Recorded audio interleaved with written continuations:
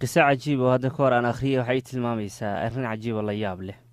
qisada waxay leedahay nin xaakim ahaa ama garsoore ahaa ee waxa u soo dacwooday islaan ama haweenay dalbanaysa ninkeeda in laga furo ama ninkeeda doonaysa inuu furo. qaadigaasi wuxuu amray haweenaydii dhammaan dharkeeda inay iska siibto hadday doonaysa ninkan in laga furo si ay u hesho talaaqa ama furniinka. wuxuu ku yidhi qaadiga ama garsoorihii, dharkaada waa inaa iska bixisaa iyadoo loo jeedo oo la arkayo. arrintaana waxay timid markii labadii qoys, wiilka ama ninka qoyskiisii iyo haweenayda qoyskiisii ay ku heshiiyeen ama ay ku dhexdhexaadiyeen ninkii iyo haweenaydiisa inay isfuraan, oo xalkii si kale waa noqon kari waaye. marka qaadigii maxkamaddii bay tageen si haweenayda looga furo ninkan. kadib qaadigii xaakimkii wuxuu yidhi, dharka waa inaad iska bixisaa haweenay yahay si aad furniinka u hesho ama lagu furo. dadka meeshii fadhiyey ama maxkamadda joogay waa cajabeen oo waa yaabeen, arrin aysan filanayninba meesha ku arkeen. qisaduna waa qiso xaqiiqo ah oo sannado ka hor dhacday. dowladaha muslimiinta mid ka mid ayaa arrintaasi ka dhacday. ninka iyo xaaskiisa khilaaf yar oo aan aad u weynayn ayaa dhex maray. kadib waxaa soo dhex galay waalidkeed iyo walaalkeed. khilaafkii baa sii siyaaday ilaahay haweenaydu dalbatay in la furo. ehelkeedii iyo waalidkeedna ay ku raaceen in gabadhooda loo furo oo ninkaasi laga furo. markii hore ninka waa diiday inuu furo oo haweenaydaasuu dalaaqo, bal wuxuu yidhi gurigeeda ha ku soo noqoto, aniga xaaskaygii weeye, khilaafkan oo dhexeeyana waan dhammaynaynaa, adinkuna dhexdeenna ha soo gelinina. ninkii sidaasuu ku jawaabay. hase yeeshee hadalkiisaas waxba ma daaweyn, ama dadkii ama waalidkii gabadha kumaysa qancin. khilaafkii waa sii batay ilaa qaadigii magaalada iyo maxkamaddii iyo garsoorkii ay arrintii gaartay. qaadigii wuxuu u yeedhay 4 ka mid ah qoyskii, ninkii iyo xaaskiisii, aabbihii iyo walaalkii ayuu u yeedhay 4taa qof. markaasuu wuxuu ku yidhi, mar haddaad dalbanaysaan dalaaqa iyo furniinka, isagoo la hadlaya ehelkii gabadha, haddaad sidaa go'aansateen in gabadhiina laydiin furo, lagaba maarmaan waxaa ah shardigan inaa oofisaan si gabadhiinna laydinkugu furo, riyadiinnuna idinkugu rumowdo, go'aankiinnana oo idinkugu fulo. waa inaad shardigan oofisaan. ayagoo yaaban bay dhaheen, shardigu waa maxay?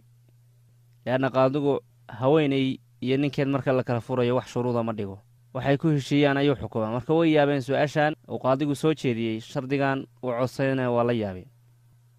qaadigii marka xaaskii gabadhii buu la hadlay, markaasu wuxuu ku yidhi, shardigu waxaa weeye lagaba maarmaan waxaa ah inaad dharkaada dhammaan iska bixisid si furniinka aan ugu dhawaaqo. haweenaydii waa diidday shardigaas markii hore. qaadigu wuxuu ku yidhi, waxaad isku asturtaa dadkan gadaashooda mid ka mid ah, walaalka ama aabbaha ama ninkaada, kadibna dharka iska bix. dadkii dhammaantood way yaabeen. haweenaydii go'aankii bay qaadatay oo amarkii qaadigu uu siiyayay guda gashay inay fuliso. dharkiibay rabtaa inay iska bixiso si furniinka ay doonayso ay u hesho. laakiin meel kale maysa aadine ninkeedii ee ay ka dalbanaysay inuu furo ama laga furo, gadaashiisa intay istaagtay oo asaga isku qarisay oo isku asturtay bay dharkii iska siibtay. walaalkeed iyo aabbaheedna waa ka tagtay oo iyaga xaggooda ma aadin. qaadigii iyo garsoorii waa qoslay. markaasuu wuxuu ku yidhi, gabadhaydii, haweenaydu ma asturo ilaa ninkeeda mooyaane. ninkeeday ku asturan tahay ee ninkaada ha iska furine, orod ninkaada raac. dadkii waa la isfiirfiiriyey, waxayna isku dhaheen khilaafka waa dhammaaday. waxaana la ogaaday haweenay ninkeeda inaysan ka maarmin. haddii qanaacada iyo raalli ahaanshaha iyo isqancinta la waayo, mashaakilka iyo dhibaatadu waa badnaanaysaa. khilaafka qoyska soo wajahana waa siyaadayaa, wuuna soo noqnoqonayaa. mashaakisha dalaaqa iyo furniinkana waa badanayaan. idan gabar yahay iyo haweenay kasta oo la qaba, waxaad ogaataa ninkaadu inuu yahay jannadaada ama naartaada, sida aad baad u tahay jannadiisa ama naartiisa. idan haweenay ninkeeda astura. iyadoo aabbaheed iyo walaalkeed meesha taagan yahay ayaa waxay u kacday xagga ninkeeda, waana laabta iyo qalbiga waxay ku hayso ayaa jiidaya. kadib ninkeeday gadaashiisa martay, kadib dharkay iska bixisay. qaadiga ujeeddadiisuna waxa weye si uu dadka u tuso haweenayda asturkeeda inuu yahay ninkeeda. ehelkeedana waxba aysan reerkeeda ka burburin. imisaynu aragnay gabdho badan oo qoysaskoodii iyo reerahoodii waayey, sababna ay u ahaayeen ehelkeeda ama hooyadeed ama aabbaheed ama walaalaheed. kuwaasoo ka burburiya mustaqbalkeedii. fakar marka gabar yahay qoyskaada khilaaf yar ha ku burburin. qanaacada iyo raalli ahaanshahana haddii la waayo mashaakilka talaaqa waa imaanayaan. haweenayda ninkeeda astura sida ninkuba haweenaydiisu ay u asturto. ilaahay anugu irsaaqo asturaan iyo dhowrsanaan si adduun iyo aakhira waan u liibaanno.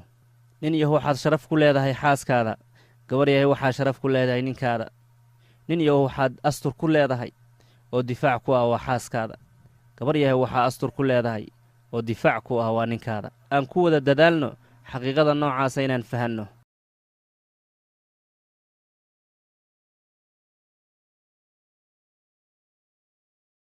haddaad ka mid tahay dadka si fiican noola socda, aad iyo aad baan ugu faraxsannahay la jirkaada. haddii aad tahay markii ugu horraysay inaadna dhegaysanaysid oona daawanaysidna ha hilmaamin inaad channelka ku soo biirtid oo sabskrayb tiraahdid si aad u heshid wixii cusub wakhtiga uu soo dhaco, kuwii horena aad oola socotid.